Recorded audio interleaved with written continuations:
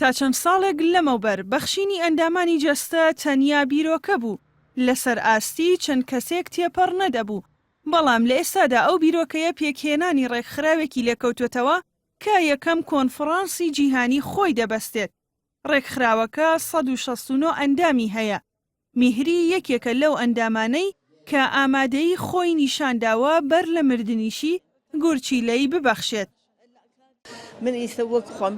حازم لەوە کە من نەدین نەئین نەمەسهەب نەڕەنگ هیچ شتێ بۆ من جیاوازێ نییە وەکو ئینسانێک حازم گورچیلەی خۆم بەخشم بە کەسێکە بەتایبەت برا پێشمەرگەکانمان کە کەسی نییە. سەرجەم ئەندامانی ڕێکخراوی جەستەبەخشانی کوردستان ئامادەی خۆیان نیشان داوە دوای دڵنیابوون لە مردنیان ئەندامانی جەستەیان ببەخشێت بەو کەسانەی کە پێویستیانە لە ناویشیاندا 5 کەسیان ئامادەی ئەوەشیان نیشان داوە بەر لە مردنیان گورچیلەیان ببەخشن.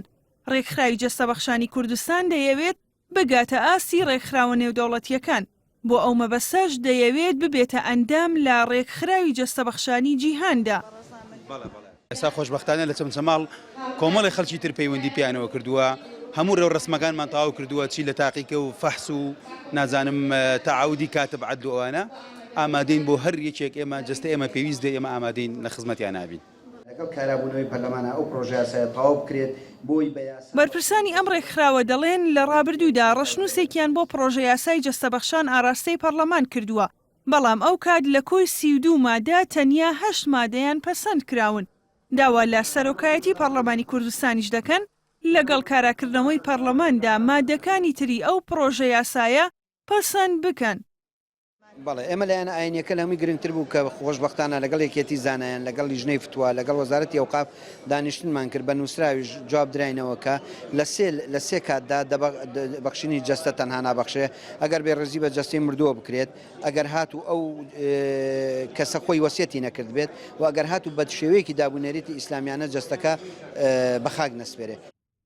3 ساڵ پێشەستا بڕیاردرا نەخۆشخانەیەکی سەد قەرەوێڵەیی لە سلێمانی دروست بکرێت کە تایبەت بێت بە گواستنەوەی ئەندامانی جەستە بەڵام تا ئێستا دروست نەکراوە. ئەندامانی ڕێکخراوەکە داوا لە سەرۆکایەتی هەرێم دەکەن لە دروستکردنی ئەو نەخۆشخانەیەدا هاوکاری وەزارەتی تەندروستی بکات چونکە جگەل لە نەبوونی یاسایەکی تایبەت ئەویش ڕێگرە لەوەی سوود لەو ژمارە خۆبەخشە وەربگیرێت کە ئەندامانی جەستەیان بەخشیوە. ئەو نەخۆشخانەیە